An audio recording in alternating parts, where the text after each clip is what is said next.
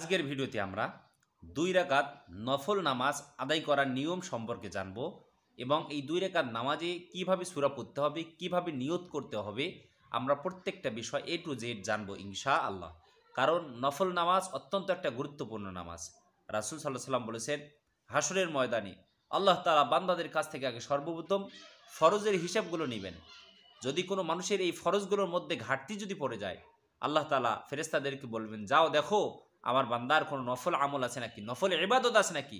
সেই নফল ইবাদতগুলো দিয়ে আল্লাহ তাআলা ফরজের ঘাটতিগুলোকে পূরণ করবেন। এই কারণে নফল ইবাদত অত্যন্ত গুরুত্বপূর্ণ একটা ইবাদত।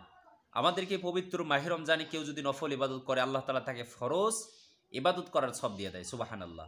এই কারণে রমজান মাসে আমরা বেশি বেশি করে নফল আমলগুলো করার চেষ্টা করব ইনশাআল্লাহ, এবং প্রতিটা মুহূর্তে আমরা এই নফল আমলগুলো বেশি করে করার চেষ্টা করব ইনশাআল্লাহ।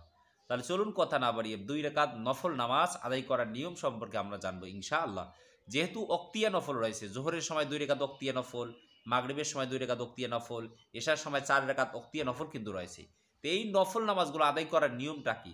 এগুলা কি ওয়াক্ত ধরে দিতে হবে নাকি ওয়াক্ত ছাড়া আমরা এই নফল নামাজগুলো আদায় করব? তো সম্মানিত ভাইগণ বন্ধুগণ, তাহলে আমরা সর্বপ্রথম নফল নামাজে দাঁড়িয়ে আমরা মনে মনে এভাবে সংকল্প করব, আমরা নিয়ত করব, হে আল্লাহ, আমি 2 রাকাত নফল নামাজ আদায় করতেছি, আল্লাহু আকবার। তো নফল নামাজের কোনো ওয়াক্ত নাই। জোহরের সময় আপনি যে 2 রাকাত নফল নামাজ পড়বেন, এই নামাজে কি নাই, কোনো ওয়াক্ত নাই। তবে এটাকে বলা হয় ওয়াক্তিয়া নফল। জোহরের সময় কি 2 রাকাত নফল নামাজ পড়তে হয়। তো আমরা কোনো ওয়াক্ত ধরে দেব না, আমরা শুধু নফল ধরে দেব। হে আল্লাহ, আমি 2 রাকাত নফল নামাজ আদায় করতেছি, আল্লাহু আকবার। হাত বাঁধার পরেই সর্বপ্রথম সানা পারে পড়ে নেবেন, সুবহানাকাল্লাহুম্মা ওয়া বিহামদিকা ওয়া তাবারাকা ইসমুকা ওয়া তাআলা জাদ্দুকা ওয়া লা ইলাহা গায়রুক। সানা পড়া শেষ হয়ে গেলে এরপরে আমরা তাউদ তাসমিয়া পড়ে নেব, আউযু বিল্লাহি মিনাশ শাইতানির রাজিম, বিসমিল্লাহির রহমানির রহিম। তাউদ তাসমিয়া পড়া শেষ হয়ে গেলে এরপরে আমরা সূরাতুল ফাতিহা পাঠ করব। আলহামদুলিল্লাহি রাব্বিল আলামিন আর রহমানির রহিম মালিকি ইয়াউমিদ্দিন ইয়্যাকা না'বুদু ওয়া ইয়্যাকা নাস্তাঈন ইহদিনাস সিরাতাল মুস্তাকিম সিরাতাল্লাযীনা আন'আমতা আলাইহিম গায়রিল মাগদুবি আলাইহিম ওয়ালাদ-দাল্লিন আমিন। সূরাতুল ফাতিহা পড়া শেষ হয়ে গেলে আমরা বিসমিল্লাহির রহমানির রহিম পড়ব। পড়ার পরে আমরা আরেকটা সূরা মিলাবো, যে সূরা আমরা পারি। ধরেন আমি আরাইতাল্লাযী প্রথম রাকাতে পড়ব, আরাইতাল্লাযী ইউকাযযিবু বিদ্দীন ফাযালিকাল্লাযী ইয়াদউল ইয়াতীম ওয়া লা ইয়াহুদ্দু আলা তুআমিল মিসকিন ফাওয়াইলুল লিল মুসাল্লিন আল্লাযীনা হুম আন সালাতিহিম সাহুন আল্লাযীনা হুম ইউরাউন ওয়া ইয়ামনাউনাল মাউন। পড়া শেষ হয়ে গেলে আল্লাহু আকবার বলে রুকু করব।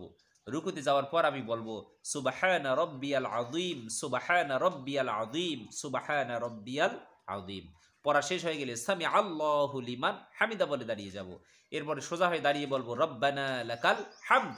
এরপরে আমরা হামদান কাসীরান তাইয়িবান মুবারাকান ফি, যদি আমাদের মুখস্থ থাকে তাহলে পড়বো, নয়তো আমরা দাঁড়িয়ে থাকবো। এরপরে আমরা আল্লাহু আকবার বলে সিজদায় চলে যাব। সিজদায় যাওয়ার পর সিজদার তাসবিহটা পাঠ করব, সুবহানা রাব্বিয়াল আ'লা সুবহানা রাব্বিয়াল আ'লা সুবহানা রাব্বিয়াল আ'লা। পড়া শেষ হয়ে গেলে আমরা আল্লাহু আকবার বলে বসবো। আল্লাহু আকবার বলে বসার পরে আমরা এরপরে একটা তাসবিহ পাঠ করব, যেটা পড়া হলো সুন্নত, রাসূল সাল্লাল্লাহু আলাইহি ওয়াসাল্লাম পড়তেন, আল্লাহুম্মা গফিরলি ওয়ারহামনি ওয়াহদিনি ওয়াআফিনি ওয়ারযুকনি।